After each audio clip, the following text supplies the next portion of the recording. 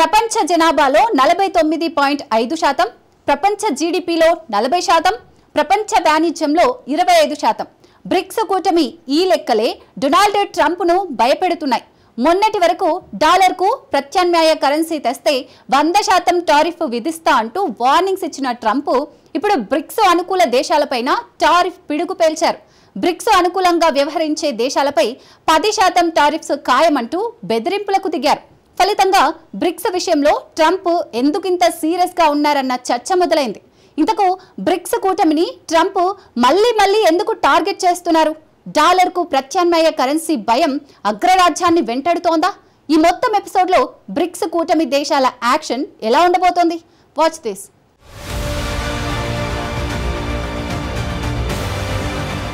Bricks కూటమి దేశాలను మళ్లీ టార్గెట్ చేసిన డొనాల్డ్ ట్రంప్. బ్రిక్స్ అనుకూల దేశాలపై ట్రంప్ 10% టారిఫ్స్ ప్రకటన.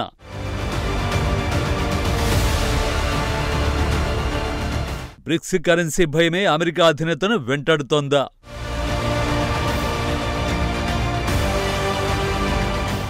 అమెరికా అధ్యక్షుడిగా ట్రంప్ ప్రమాణ స్వీకారం చేసిన తర్వాత బ్రిక్స్ దేశాలను ఉద్దేశించి కీలక వ్యాఖ్యలు చేశారు. అమెరికా డాలర్ విలువను తగ్గించడానికి ప్రయత్నిస్తే కఠిన చర్యలు తప్పవని, బ్రిక్స్ కూటమి దేశాలపై 100% సుంకాలు విధిస్తానని పలుమార్లు స్పష్టం చేశారు. ఇతర దేశాలు కొత్త బ్రిక్స్ కరెన్సీని సృష్టించలేవు. శక్తివంతమైన యుఎస్ డాలర్ను భర్తీ చేయడం సాధ్యం కాదు. ఇలాంటి ప్రయత్నాలు జరిగితే 100% టారిఫ్స్ ని ఎదుర్కోవలసి ఉంటుందని ట్రంప్ హెచ్చరించారు. ప్రపంచ వాణిజ్యంలో యుఎస్ డాలర్ వాడకాన్ని తగ్గించే ప్రయత్నం చేసి ఏ దేశంపై అయినా 100% సుంకాలు విధించడానికి వెనుకాడమని వార్నింగ్ ఇచ్చారు. ఈ క్రమంలోనే మార్చి నెలలో భారత విదేశాంగ శాఖ మంత్రి జయశంకర్ డాలర్కు ప్రత్యామ్నాయంపై క్లారిటీ ఇచ్చారు.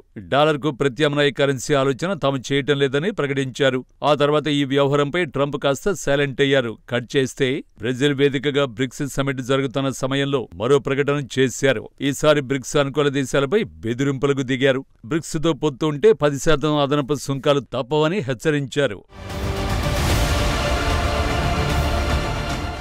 బ్రిక్స్ తో పొత్తు ఉంటే 10% అదనపు సుంకాలు తప్పవనేది ట్రంప్ ట్వీట్ సారాంశం. బ్రిక్స్ విధానాలు అమెరికాకు వ్యతిరేకంగా ఉన్నాయన్న ఆయన ఈ అడిషనల్ టారిఫ్ల విధింపులో ఎలాంటి మినహాయింపు ఉండబోదని స్పష్టం చేశారు. బ్రిక్స్ ను వ్యతిరేక కూటమిగా ఆయన ఎందుకు అభివర్ణించారో స్పష్టత లేనప్పటికీ ఎటువంటి మినహాయింపు ఉండదు అన్న మాటలు చూస్తే భారత్ను టార్గెట్ చేసినట్టు కనిపిస్తోంది. ఎందుకంటే భారత్ కొన్ని సందర్భాల్లో అమెరికా అభిమతానికి వ్యతిరేకంగా నిర్ణయాలు తీసుకున్నప్పటికీ అమెరికా మన దేశానికి కొన్ని మినహాయింపులు ఇచ్చింది. ఉదాహరణకు రష్యా నుంచి S-400 క్షిపణి వ్యవస్థ కొనుగోలు చేసినప్పుడు కూడా అమెరికా భారత్పై ఆంక్షలు విధించలేదు. సో ఇప్పుడు భారత్ పైన 10% అదనపు టారిఫ్లు తప్పవని చెబుతున్నారని అనుకోవచ్చు.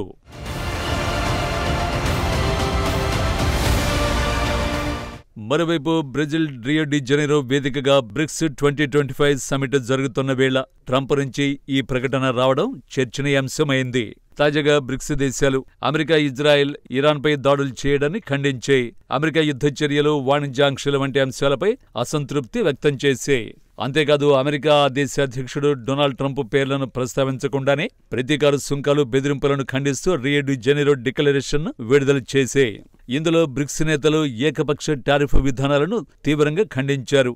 సుంకాలు వరల్డ్ ట్రేడ్ ఆర్గనైజేషన్ నిబంధనలకు విరుద్ధంగా ఉన్నాయని పేర్కొన్నారు. ట్రంప్ నిర్ణయాలు ప్రపంచ వాణిజ్య స్థిరత్వానికి దెబ్బ అని హెచ్చరించారు. కట్ చేస్తే తన ట్రూత్ లో ఈ ట్వీట్ వేశారు ట్రంప్. కానీ ట్రంప్ పదే బ్రిక్స్ దేశాలను ఎందుకు టార్గెట్ చేస్తున్నారు?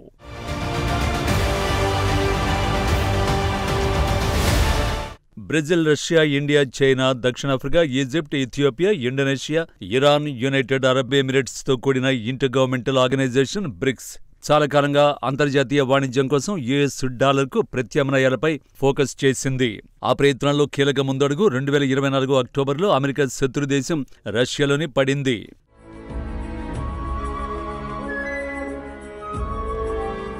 వెస్టర్న్ కంట్రీ డామినేషన్తో నడుస్తున్న స్విఫ్ట్కు చెక్ పెట్టి మాస్టర్ కార్డు ఇది. రష్యా బ్రిక్స్ సమిట్లో $500 డిజిటల్ కార్డును ప్రయోగాత్మకంగా పరిశీలించారు.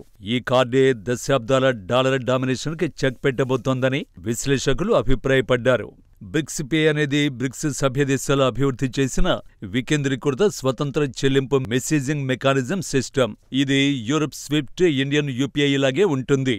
ఈ ప్రాజెక్టు బ్రిక్స్ దేశాల మధ్య ఆయా దేశాల స్థానిక కరెన్సీల ద్వారా చెల్లింపుల్ని స్వీకరించడానికి, చెల్లింపులు చేయడానికి జాయింట్ వెంచర్. ఈ వెంచర్ను బ్రిక్స్ బిజినెస్ కౌన్సిల్ 2018లోనే స్టార్ట్ చేసింది. బ్రిక్స్పీకి సహకరించే బృందంలో బ్రిక్స్ వ్యవస్థాపక దేశాలు బ్రెజిల్, రష్యా, ఇండియా, చైనా, అలాగే దక్షిణాఫ్రికా నుండి ఆర్థిక, బ్యాంకింగ్, సాంకేతిక నిపుణులు ఉంటారు. దీంతో బ్రిక్స్పీ వరల్డ్ పాలిటిక్స్ లో తీవ్ర చర్చకు దారితీసింది. అప్పుడే ఈ వ్యవహారం ట్రంప్ దృష్టిని ఆకర్షించింది. ఫలితంగా ఎన్నికల ప్రచారంలోనే బ్రిక్స్ సభ్య దేశాలపై బెదిరింపులకు దిగారు. అయితే డాలర్ నుండి వైదొలగాలనే ఆలోచన లేదని, బ్రిక్స్ కరెన్సీ కోసం ప్రస్తుత ప్రతిపాదనలేవీ లేవని విదేశాంగ మంత్రి ఎస్ జయశంకర్ ఎప్పుడూ ప్రకటించారు. ఆయన ట్రంప్ నమ్మడం లేదని ప్రస్తుత 10% టారిఫ్స్ వార్నింగ్తో తేలిపోయింది.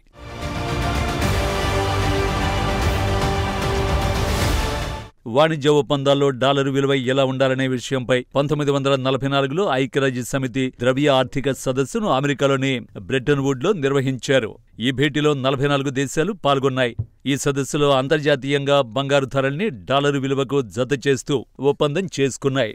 డాలరు ప్రపంచ ప్రాథమిక రిజర్వ్ కరెన్సీగా చలామణిలోకి రావడానికి ఇది వీలు కల్పించింది. ఈ విధంగా అంతర్జాతీయ ఆర్థిక రంగంలో డాలర్ యుగం మొదలైంది. America central bank federal reserve ప్రకారం 1999-2019 మధ్య అంతర్జాతీయ వాణిజ్యంలో డాలరు ఎక్కువగా వాడారు. ఆసియా పెసిఫిక్ ప్రాంతాల్లో మొత్తం వినియోగంలో 74% వాణిజ్యానికి, ప్రపంచంలోని ఇతర ప్రాంతాల్లో 79% ఉంది. బ్రిక్స్ అత్యంత వేగంగా అభివృద్ధి చెందుతున్న ఆర్థిక వ్యవస్థ. ఇలాంటి పరిస్థితుల్లో బ్రిక్స్ కరెన్సీతో డాలర్ ఖచ్చితంగా దెబ్బతింటుంది. ఆ భయమే ట్రంప్ను వెంటాడుతోంది అనేవారు కూడా ఉన్నారు.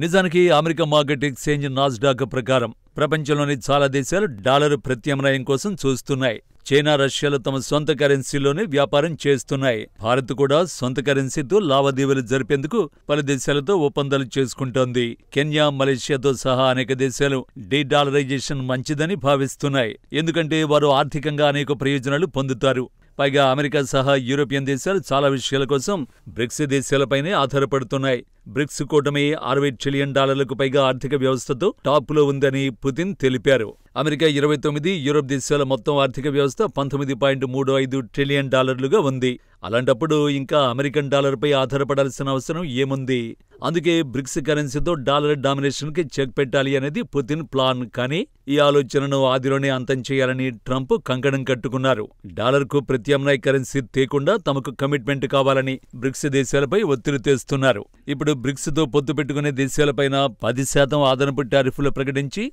ఒత్తిడి తెస్తున్నారు.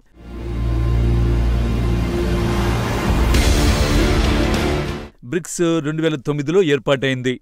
భారత్, చైనా, రష్యా, బ్రెజిల్, దక్షిణాఫ్రికా, Egypt, UAE, Ethiopia, Indonesia, Iran సభ్యదేశాలుగా ఉన్నాయి.